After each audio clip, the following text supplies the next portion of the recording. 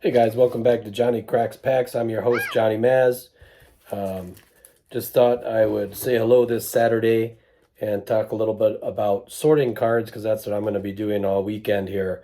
Um, for those of you in the local area, I do have a gig tonight with my Hot Club Jazz Quintet. We'll be at Levee Tavern in De Pere starting at 8 p.m. So if you're there, you like the music, come on out and would love to see you. Always appreciate the support. Today, I'm just kind of looking through a bunch of cards I've been opening. You've seen them on the channel if you've been watching. I've been doing some shorties with Magic the Gathering, and I've been doing a lot of baseball and a lot of pro debut. And it's come time where I've got enough stacks. I've got these stacks of cards just kind of sitting on the table. Stacks of top-loaded cards here, and it's time to kind of organize them and put them where they need to be and look at possibly expanding my eBay store. So I thought I'd just kind of go through real quick how I do that. For I know people sometimes that are getting into the hobby are wondering, like, what do you do with all these cards that you get? So one thing that I have been doing is I've been making team bags. I've got some bags up here, and I do about 20 or 30 commons into a bag, seal it up, and I donate them to local hospitals or clinics. That's a little fun thing to do. I can also put a little dollar, make dollar packs, put a hit in there, and sell those for $1 at the Lion's Mouth bookstore. That's not something I'm doing yet, but something I'm hoping to do in the near future. To just get a little, some little packages out there for some of the kids. I like to put a lot of stuff in top loaders that I'm going to either keep for my personal collection or that I'm going to sell on eBay, because basically if you're new to eBay, or if you haven't sold on there, they have this standard envelope program, so you can actually ship single cards for about 69 cents. Just put a little painter's tape over a top loader, slide it in an envelope, and print out the label, and it's trackable. So it protects the buyer, protects the seller. It gets cards from point A to point B in a very affordable fashion, and enables you to sell cards that normally you wouldn't want to sell online because the shipping cost is a little prohibitive. So I've sold cards as cheap as 79, 89 cents plus shipping. So anything $1.50 or below, you can still sell that card. You're not going to make a lot of money on it, but it's not going to, it'll cost you an envelope and a top loader basically to get it where it needs to go. So that's something that I've been doing a lot of lately. Cards that I want to keep. Let's see. So, Luis Heel rookie card. It's a paper rookie. Not worth a lot of money. I could probably try and sell it for a couple of bucks, but that's something I'm going to keep. This would be something I'd probably sell. Miggy, the patch number, but I believe, it's only like a $2 card, so I can sell it. I can incorporate shipping into that cost and still make, 25 to 50 cents on it. I also have these prospect cards from Pro Debut that I'm kind of looking forward to getting out on the eBay marketplace and see what people want. Some of these guys are going to be worth more than others to people. They're more collectible. Felon Celestine is one that I think probably will sell pretty quickly once I get that out there. Arjun Nimala, not a guy I'm going to collect, so I'll put him out there, and I'm pretty sure that I'll be able to move that card pretty quickly and pretty affordably. So all these cards I kind of need to sort through and figure out what's going to go where. For my top loaders, I use these 2-row boxes that fit top loaders and one touches. I think they make them bigger, but 2 rows is when they're full up. Like this one is here. When they're full up, they're just about heavy enough to. That one has a little bit of room left in it, but they're not too heavy. I think 3 rows or more would be just really heavy to kind of move around. For the commons, which I don't move around a lot, I use these larger boxes. They have 5 rows. They don't fit top loaders. They don't fit one touches, but they do fit base cards, and they fit cards and sleeves. And what I'd like to do, the best way I find to organize all of this stuff is by year and then by team. So that way, if I'm looking for a particular player, I just think, hey, what year am I looking for that card? What team was he on? And I can kind of sift through my cards a lot quicker than I think any other way. I mean, I know some people sort things alphabetically. That seems just like a monster project. I do that with rookies sometimes. I do have a box of rookies back here. So this box is a top loader box. I don't know if you can see the writing, but I have rookies, and then I have some autographs and then some personal collection stuff in here. So these rookies are mostly in alphabetical order, but not always. So I try to keep it that way. So if I get a hot rookie card like a Paul Skeens for this year, he's going to go in the S. So there's my Skeens Bowman Chrome. Not best lighting today, but that's going to go kind of in order there. In alphabetical order. That makes it easier to find those rookie cards.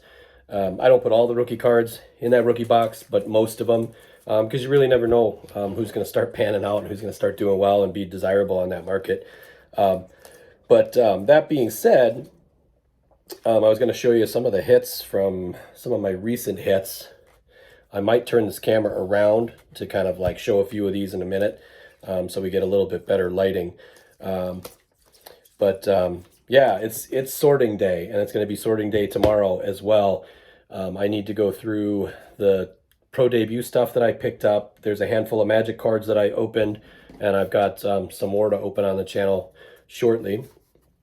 And one of the next things coming up, so I've been waiting. I skipped update series. There's a lot of guys opening those hobby boxes of update. They look loaded.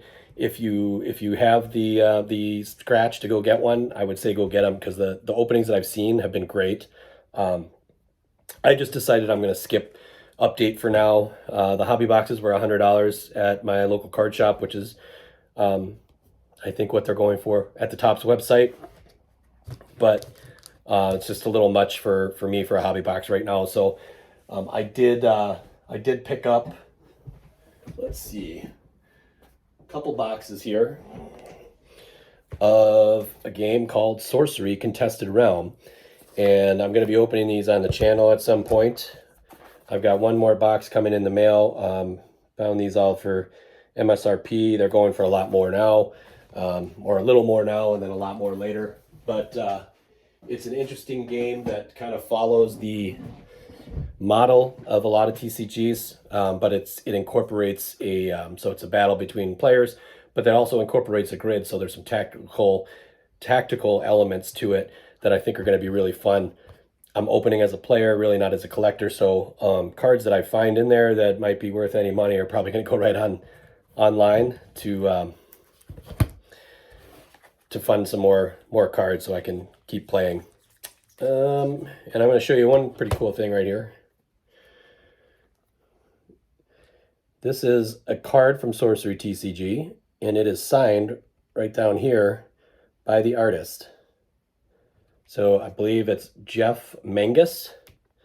I got that at my local card shop when I picked up a box. He had recently visited and signed a bunch of cards, so they gave me one of those, and I was very appreciative. So that's pretty cool stuff. Let's see. I think I'm going to turn this camera around, give you a quick show of some of the stuff we've pulled lately.